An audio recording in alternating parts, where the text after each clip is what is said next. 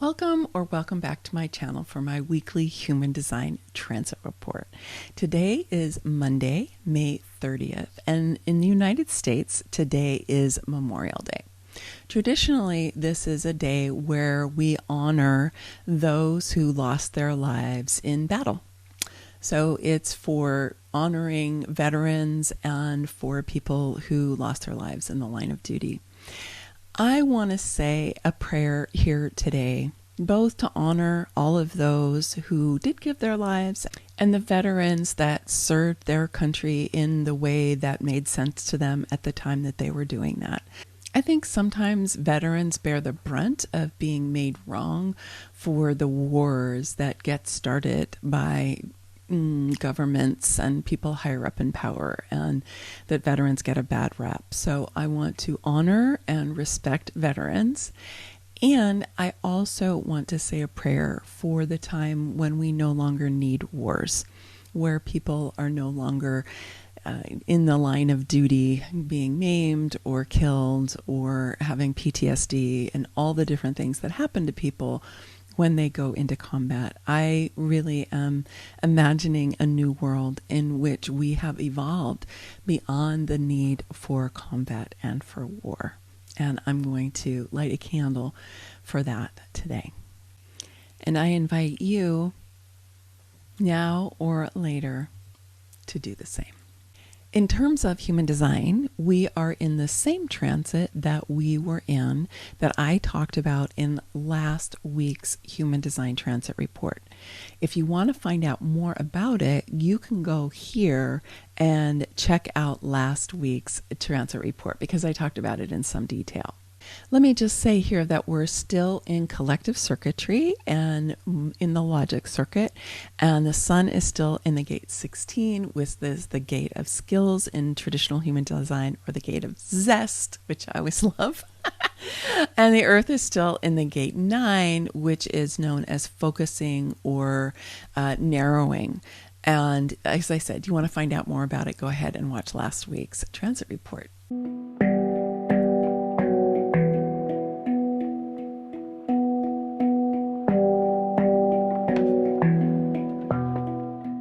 This week, the next transit comes up on Thursday, June 2nd. And before I dive into that, I want to say that Mercury is going direct on Friday, June 3rd. Yay! I've been hearing from a variety of different people about how hard this Mercury retrograde has been for them. I have definitely felt it here and there with communications just dropping out, things not working, technology not working, communication technology in particular not working. So if that's been happening for you, you should start to get some relief by the end of the week. And on Thursday, the sun is going to move into gate 35, which in traditional human design is known as the gate of change, and in quantum human design is known as the gate of experience. So we're still in collective circuitry, and this is the sensing circuit. The sensing circuit is right-brained energy. It comes in through the right brain, crosses over, and the ajna comes down, and it goes through over the left-hand side of the body and then up through the central channel. So the 35 is right here on the throat. And we also have the configuration where Neptune is lighting up the gate 36, which is the mate of the gate 35. So it completes that channel going from the throat to the emotional solar plexus. So this is power going to the throat because the emotional solar plexus is one of the motors or one of the engines in the chart. And it's going directly from that emotional solar plexus up into the throat. So this is manifestor energy, because manifestor energy is when we have an open sacral, which is what we've got right now, but we have one or more of the motors connecting to the throat. So that's what's happening here. So manifesting energy means that you have energy to express. So in this case, it would be energy to express emotional energy. The ability to express, also to activate, and potentially to manifest. And because it's manifesting energy, it means that during this transit, we're going to have the ability to initiate. Now, manifestors are the only type in human design that are designed to initiate. and they're only 8 or 9% of the population. So even though most of us were taught to make things happen and to go out and initiate things, we don't actually have that kind of energy on a regular basis, at least not in a consistent and really straightforward way. You can ask yourself the question, what would you like to initiate during this time? What is it that you would like to give voice to for your emotions? What is it that you want to bring some power to that you might be able to activate in your life? And because it's emotional, anytime we've got something that is connected to the emotional solar plexus, we know that time is involved because you want to make sure that you're expressing, activating, manifesting, initiating at the right time. You want to feel pretty even-keeled, but you can feel and build enthusiasm and anticipation. That's a positive way to be working with your emotional energy. So while the sun is in the gate 35, which it'll be there until June 7th, okay, this manifesting energy will be available to all of us, so you can play around with that. The one caveat is, again, just to make sure that you're doing it at the right time, that you're feeling emotionally enthusiastic or anticipatory in a kind of uplifted emotional state, but not manic, right? But something kind of uplifted that also feels somewhat grounded to you. And see what that's like. Go ahead and play around with that. Also remember that the 3536 is in the sensing circuit. So because it's this right-brained energy, it is experiential, it's spatial, it's not rational or linear or logical or any of that. Okay, it is creative and it wants to learn through experience. It's embodied. And so as you're wanting to be manifesting with this energy or just feeling it running through your system, know that it can really activate some creative impulses through you. It can invite you into experiences. And really this whole channel is all about experiences. The 35 is a lot about experience, and it is also about expressing your experience. Whereas the 36, which is what Neptune's lighting up, is known as crisis and exploration. And it tends to be a little bit of a chaotic energy, or it can be a chaotic energy because emotions can be a little bit chaotic, right?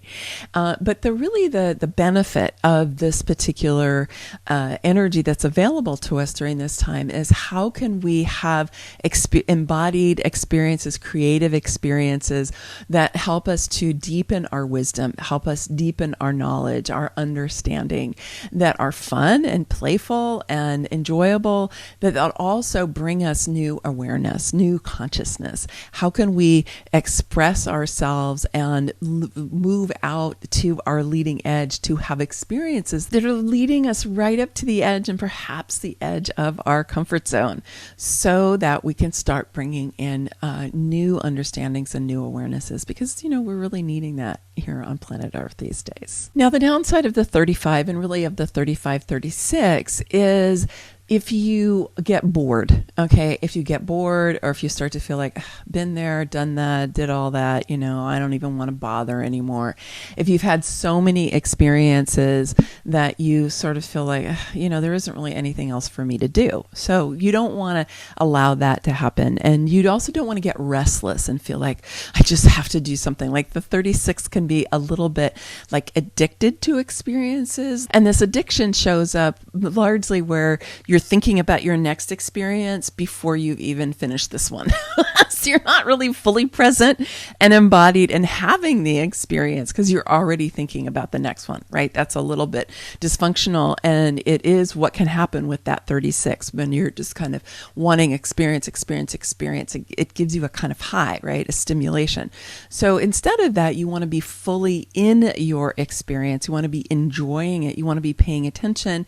You want to be gleaning the lessons and the learnings that you can receive from your experiences, and then you want to be able to share those with others, because again, this is on the throat, and anytime something's on the throat and it's powered by one of the motors, it means that we get to express that, we get to manifest that, we get to activate that.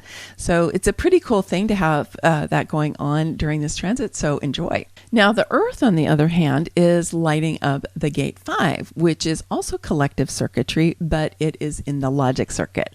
So the logic circuit, or the pattern circuit, is left brain energy. It crosses over, comes down over the right side of the body, and then up through the central channel. And the 5 is on the sacral. So it is life force energy, and it's also responsive. And the 5 is known as patterns in traditional human design and consistency in quantum human design. This is the energy for regularity. It's the energy for, getting up at the same time, going to bed at the same time, eating more or less at the same time, going to work out at the same time. And it's related to the cycles of nature. The cycles of nature do change, which means during the seasons, the days get longer or shorter, the nights get longer or shorter, right? They do change, but they change incrementally. They change slowly. And so part of it is our ability to be tuning into what's happening with the sun, for example, so that even if you're getting up at the same time, it may change in the winter versus the summer. Because I know me, I like to get up when it's light. I don't like to get up when it's dark. But that also means that in the summer, I can get up much earlier than I do in the winter because it's light earlier. I also like to stay out later in the summer because it's light later. So I feel more energized and more excited to be out at night actually during the summer than I do in the winter. In the winter, when it gets dark, I kind of want to, go and have dinner and cuddle in and get in my bed and have a cup of tea and read my book. I don't feel so much about being out. So you can tune into what's true for you. I don't have either one of these defined in my chart. So I don't have a regular, consistent experience of them that I can share with you. But I do know that I have benefited from having more regularity in my life.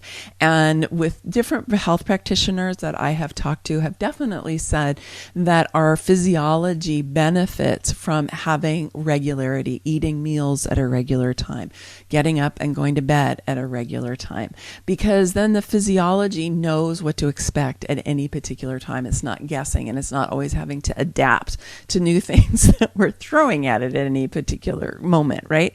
So that regularity is something that can be helpful to cultivate inside yourself, even if you don't have the 5 defined in your chart. Now, the only caveat to that is if you have the gate 15, which is on the G center, which is the mate of the 5, because the 15 is irregular by nature. It's extreme. It tends to do things at different times. And so if you have the 15 that defined in your chart, then the regularity may not really be helpful for you. So you have to kind of check that out for yourself. But otherwise, a lot of us can benefit from a more regularity than oftentimes we have. I also really believe, and I'm certainly not the only one, that aligning with the cycles of nature, what's happening with the sun, what's happening with the seasons, is actually really beneficial to us because, after all, we are nature. We are not separate from nature.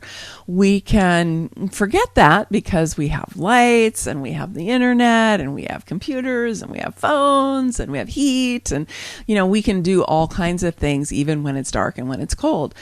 But that's not necessarily the best for us. It's one of those things that I think has creeped up on a lot of people in terms of their health that we didn't anticipate as we created the ability to have a 24/7, 365 society.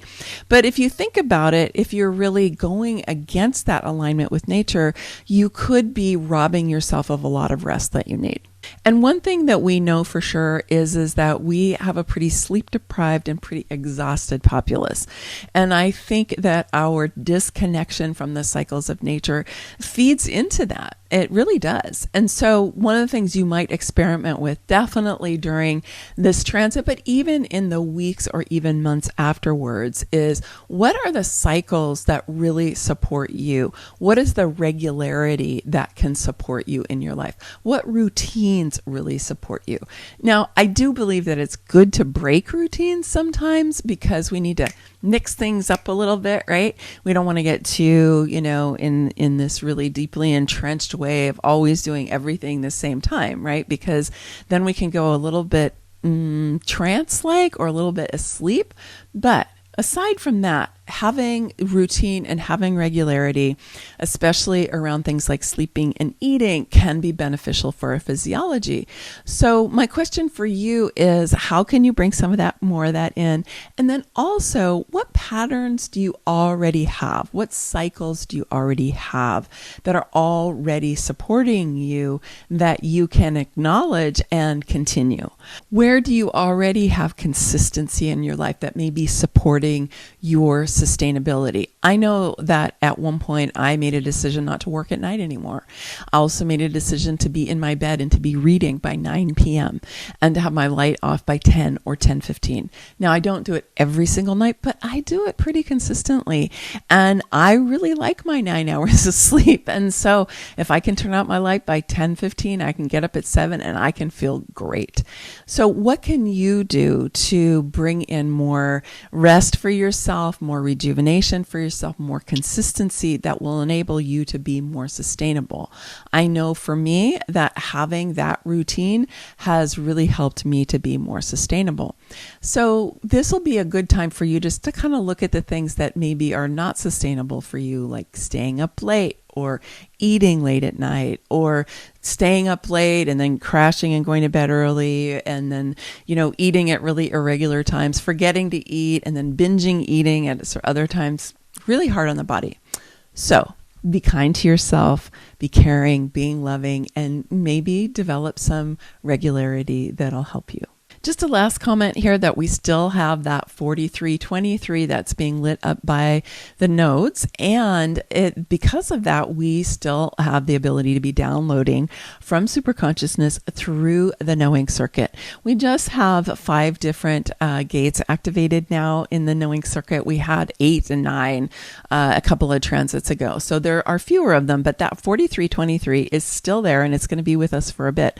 So one of the things you might be doing is tapping into your intuition and really asking what is going to be the most supportive for you, that's going to help you to be the most sustainable, for you to have a satisfying life, one that is fulfilling for you, where your experiences feel really enlivening and that you are able to express your emotions, you're able to manifest what you want in your life, and you can do that in a way that's really in alignment with what's happening in the cosmos and with your human design. I just want to encourage you, if you haven't already gotten your copy of Get Started with Human Design and the reflection journal that goes with that, I encourage you to go ahead. It's totally free. It's my gift to you. And I would love for you to get it. Okay. I will leave it up after I sign off here, so you can just get the link there and go ahead and download it. All right. Many blessings. Much love. Bye for now.